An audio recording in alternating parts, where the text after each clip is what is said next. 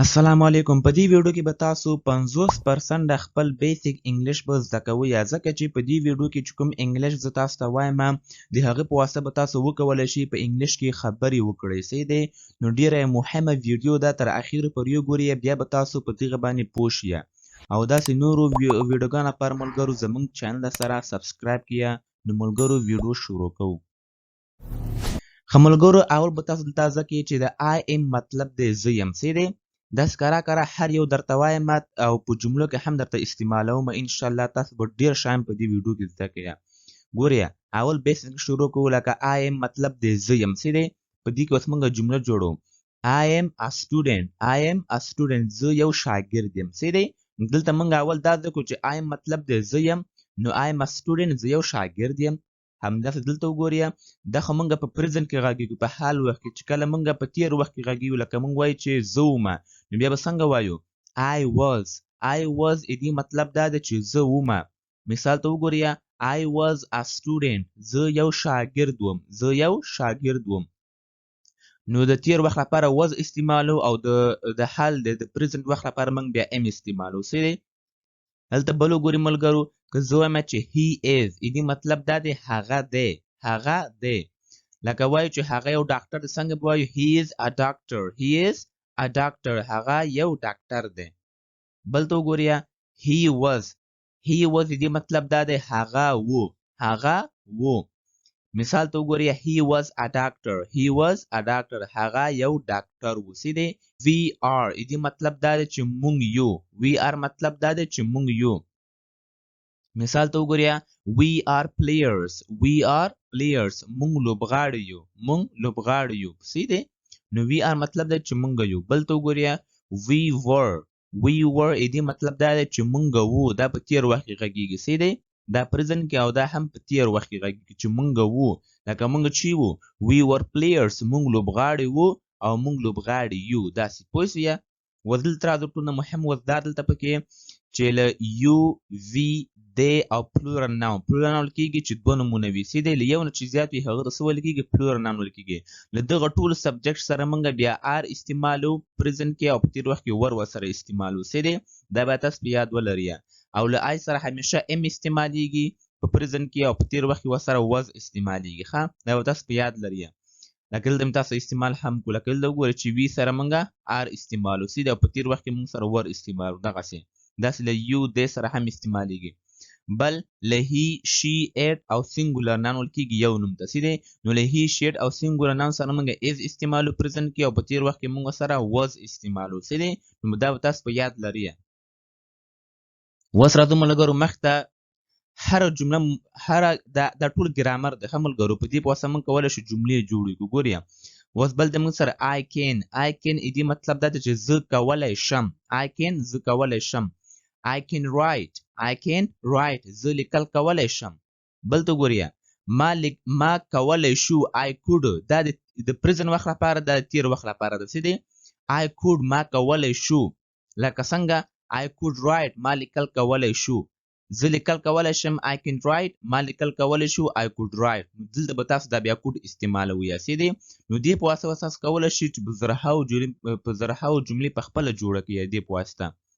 ښه، دلته هم باید تاسو په یاد ولرئ چې د دغه ټولو سبجیکټ سره آ، یو، وی، دی، هی، شي، ایټ، سینګولر، پلورل ناون، دې ټول سره موږ کین استعمالو. څه دی؟ دې ټول سره کین استعمالیږي پریزنټ کې، او په تیر وخت کې ورسره کوډ استعمالیږي. دا به تاسو په یاد لرئ. او دلته تاسو ته ما دغه سټرکچر هم لیکلی دی چې اول به همیشه سبجیکټ استعمالیږي. دلته وګورئ، ورپسې به کین استعمالیږي یا به کوډ استعمالیږي. هغه به تاسو پریزنټ یا تیر وخت ته به ګورئ، او ورپسې بیا د فعل لومړی حالت به استعمالوئ. ښه، دا باید تاسو په یاد ولرئ چې له کین او کوډ نه وروسته همیشه د فعل لومړی حالت استعمالیږي. دلته ما لیکلی رایټ. رایټ چې د فعل لومړی حالت دی. څه دی؟ نو دلته بیا موږ همیشه د فعل لومړی حالت استعمالو. بل د ملګرو موږ سره I will. I will دې مطلب دی چې زه به د مثال په ډول I will run. زه به منډه ووهم. زه به منډه ووهم. دا موږ د راتلونکي باره کې چې کله موږ خبرې کوو، پوه شئ چې زه به دا وکړم، زه به داسې وکړم، زه به هغه وکړم. د هغه لپاره بیا موږ I will استعمالو. نو I will مطلب زه به. او چې کله موږ په لکه تیر وخت کې استعمالو ویل، بیا به څنګه استعمالو؟ I would وایو. لکه فار ایگزامپل ما به. څه دی؟ مثال ته وګورئ، I would run. ما به منډه وهلې وه. ما به منډه وهلې وه. دا به تاسو مخکې پته نه وه خو اوس یې زده کړئ. ګورئ I will run زه به منډه ووهم، زه به منډه ووهم. د راتلونکي وخت باره کې غږیږو. او چې کله موږ وایو چې ما به منډه وهلې وه، چې کله موږ چاته وایو که نه I would run ما به منډه وهلې وه، ما به لیکل کړي ول، ما به ټي وي کتلی وو، ما به داسې کړي وو، نو هغه لپاره به بیا موږ would استعمالو. او چې کله موږ راتلونکي باره غږیږو چې زه به داسې وکړم، زه به هغه وکړم، نو هغه لپاره به موږ run استعمالو. څه دی we will استعمالو.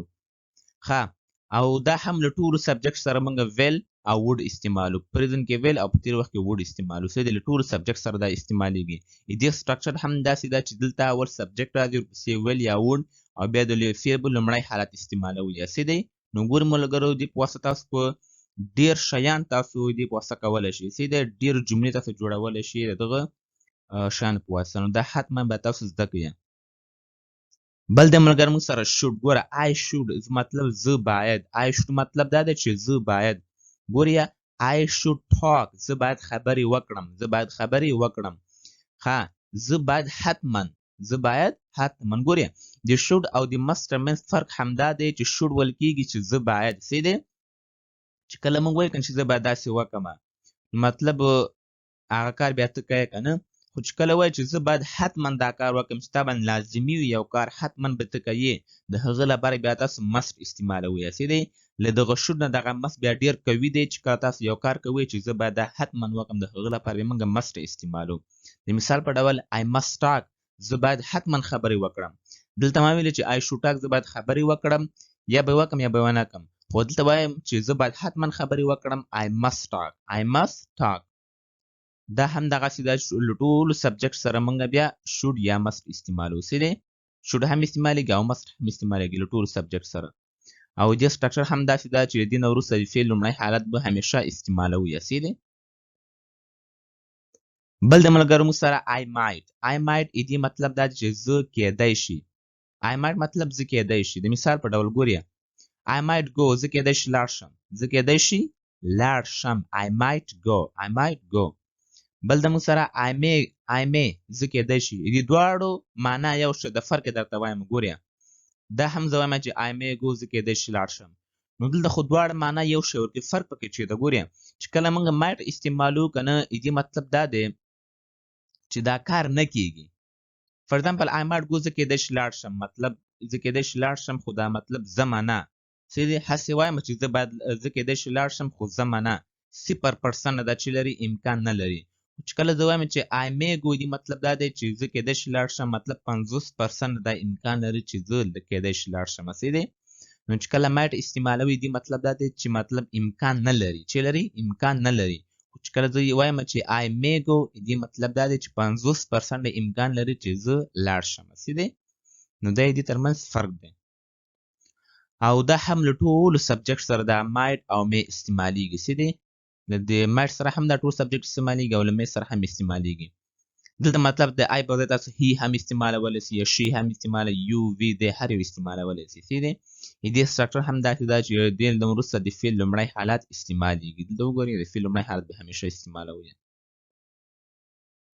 بل د ملګرو I have دې مطلب دا دی چې زه لرم. فار ایگزامپل I have a book زه یو کتاب لرم.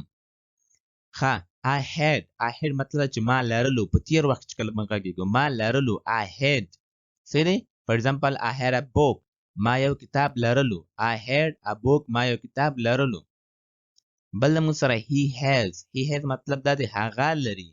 نو له he شیټ لپاره موږ has استعمالو. څه دی هغه وروسته درته وایم هغه سټرکچر بیا درته وایم. څه دی نو he has مطلب دا دی هغه لري. د مثال په ډول he has a pen هغه یو قلم لري.